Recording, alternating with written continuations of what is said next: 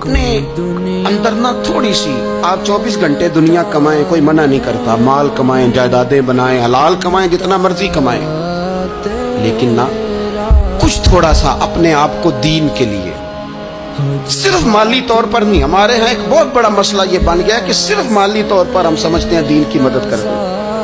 اگر آپ اپنے پتر کو نمازی بنا چکے ہیں تو ایک کام آپ نے دین کی خدمت کا کر لیا۔ اگر آپ کی بیٹی پردے کی عادی ہو گئی ہے تو آپ نے دین کی خدمت میں ایک حصہ ڈال لیا ہے۔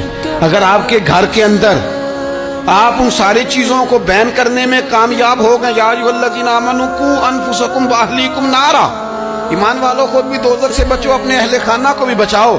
اگر فحاشی اور ریانی کا رستہ آپ نے اپنے دروازے کے باہر روک دیا ہے تو آپ نے دین کی خدمت کر لی ہے۔ اگر آپ اپنے دوستوں کو نمازی بنانے میں کامیاب ہو گئے، اگر آپ چند لوگوں کو قرآن پڑھانے میں کامیاب ہوئے تو پھر کچھ نہ کچھ حصہ آپ نے دین میں شامل کیا ہے۔ کرنے کا کام یہ ہے کہ اپنا اپنا حصہ اپنی اپنی خیر دین میں ملائیں، جدوجہد کریں، کوشش کریں۔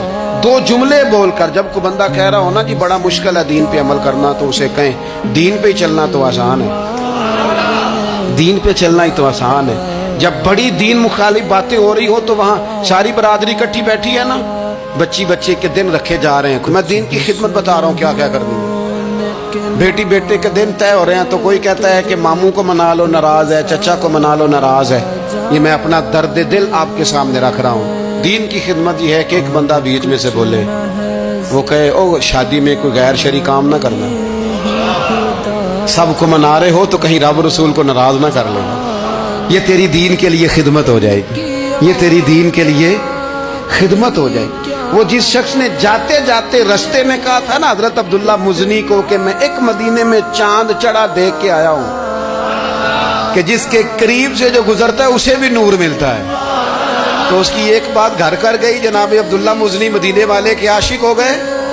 آپ کہہ دیں، آپ کہہ دیں، بات پھیل جائے گی، اللہ اسے پھیلا دے گا۔ اپنے مقام پر بیٹھ کر اپنے میں فیکٹری کے مالک سے کہا کرتا ہوں کہ تو نہ مسجد ضرور بنا چھوٹی سی، دفتر والوں سے کہا کرتا ہوں کہ یہاں نہ نماز باجماعت کا بندوبست ضرور کراؤ۔ میں کہتا ہوں یہ سارے دین کے کام ہیں۔ آپ اپنے حلقہ یا سر میں کہیں یہاں نماز باجماعت ہوگی، یہاں سویرے آتے ہی پہلے تلاوت ہوگی، یہاں پہلے قصیدہ بردہ شریف، آپ کوئی خیر کے کام میں اپنا حصہ ڈالتے رہیں انشاءاللہ یہیں سے چنگاریاں بنیں گی، یہیں سے انقلاب برپا ہوگا۔ اور امام جعفر صادق کے قول پر اپنی بات سمیٹوں گا۔ کسی نے کہا تھا میں دین کی تبلیغ کرنا چاہتا ہوں، تو فرمانے لگے سوکھا حال ہے، تو دین پہ عمل کرنا شروع کر دے۔ دین کی تبلیغ ہونی شروع ہو گئی، عمل کر۔